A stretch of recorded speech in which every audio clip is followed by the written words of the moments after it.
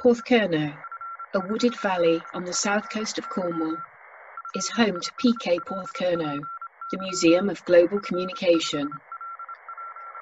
Since 1870, when a ship brought ashore the first overseas telegraph cable onto the beach from India, there has been an active communication centre here. From those early days, that small hub quickly became the world's largest submarine telegraph station, connected by many thousands of miles of cables to a network of telegraph stations on every continent.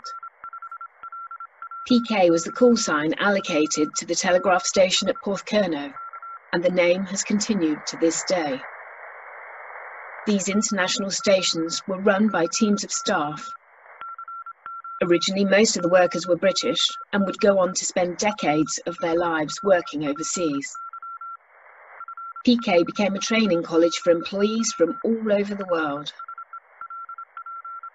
As technology and communication systems developed and went into space, Porthcurno's role and the number of cables decreased. Today, the building and its tunnels are a museum, housing many thousands of objects from the past 150 years of global communication. Like many museums, the items on view to the visitors are just the tip of the iceberg, with the majority of objects being stored behind the scenes. PK Porthcurno has two main storage areas, the object store and the archives. The object store shelves contain thousands of articles, all labelled and representing the many different decades of communication, with a dizzying range from archaic telephone apparatus to musical instruments and even a BSA motorcycle. The archives are housed in an environment-controlled, locked vault, situated in a modern, built-for-purpose building. On a visit to the archives, in the furthest corner, on a lower shelf, I spotted a didgeridoo, and I wondered how it had ended up here. Intrigued, I decided to do some digging to find out more about it. This object of communication that stems from a proud musical tradition, thousands of years old, sitting alongside the very latest in 21st century fibre optic communication equipment. Just how did it end up here 10,000 miles from home? I started my research. I spoke to staff and volunteers at the museum, some of whom are former cable and wireless employees. Emails were also sent out to a wider staff team. I looked through documents in the archives, both old and new. The more modern ones including the ZODIAC, a regular publication that was distributed to the thousands of cable and wireless employees worldwide, keeping them up to date with one another's news, sharing postings, deaths, marriages, and adventures. Some of the articles featured unusual gifts and souvenirs brought back from people's travels, as well as stories from all the continents, including the Australian cable stations. I made use of social media networks, including PK Remembered, a Facebook group. I scoured the museum databases for mention of the didgeridoo. Everywhere I drew a blank. I revisited the archives and took the didgeridoo out for a closer look at it. I was able to examine it in detail, measure it and take some photos, as well as shoot some video footage.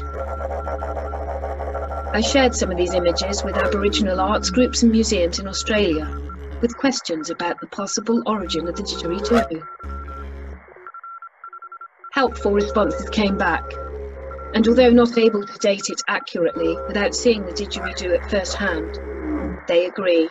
Its designs indicate that it originated in the Bezik Manyulaluk community in Australia's Northern Territory. They were able to give me more information about it. It's of a traditional construction, made from the trunk of a eucalyptus tree that has been naturally hollowed out by termites. It's decorated using natural sources of colours such as clays and charcoal, to produce brown, beige, white and black. The fish depicted on it are Saratoga, a freshwater bony fish native to Australia. The fish are shaded in using cross-hatching, a technique often used in Aboriginal art. The opening that creates the mouthpiece is moulded with beeswax to give a shape that enables the lips to close over it comfortably and create a seal. There are a number of ways in which it could have ended up here in Porthcurno. A souvenir brought back by a staff member after serving at one of the Australian cable stations perhaps, or a gift brought back for someone based at PK, a presentation to a member of staff by locals, sometimes to commemorate specific occasions or long service, or perhaps a reminder of home brought by one of the Australian trainees who came over for their training in the 1960s and 70s. All my research and questions drew a blank. Nobody knew how the Digeridoo had arrived here from Australia. It remains a mystery. However, as it's an instrument of communication, it would be wonderful to be able to include it in the museum in the 21st century.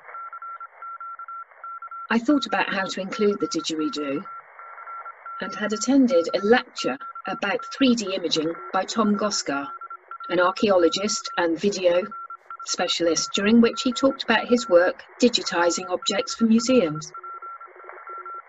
Some museums have galleries of their objects stored online in a digitised 3D version, enabling access for anyone to take a virtual look at them and examine them as closely as if they were holding them.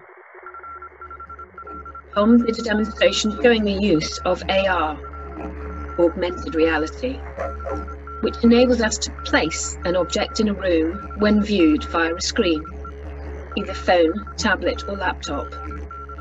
I came up with an idea. I realised that I could do the same with the Digeridoo. I'm now looking into getting a professional to produce a 3D image of it.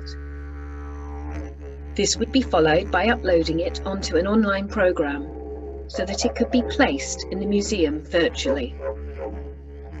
This would enable visitors to look at it and even to play it, with the soundtrack of a Digeridoo playing in the background. This beautiful object that has travelled 10,000 miles will be able to be admired and heard once more.